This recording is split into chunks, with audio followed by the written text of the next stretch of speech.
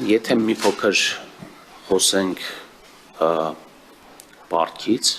25 թվականի դեկտեմբերի 31-ի դրությամբ կազմել է 5 տրիլիոն 541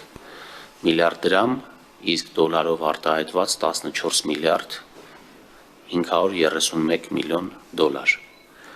Պարտքի մեջ ավելացել է դրամային պարտքի կշիռը, ներքին պարտքի կշիռը,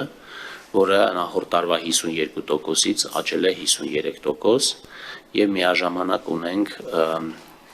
միջնաժամկետ պարտքի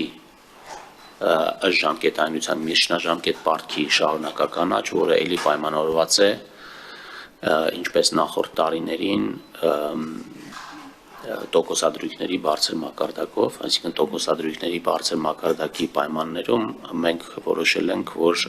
երկարաժամկետ պարտքը այս պահին այդ ծավալով չենք ներգրավում,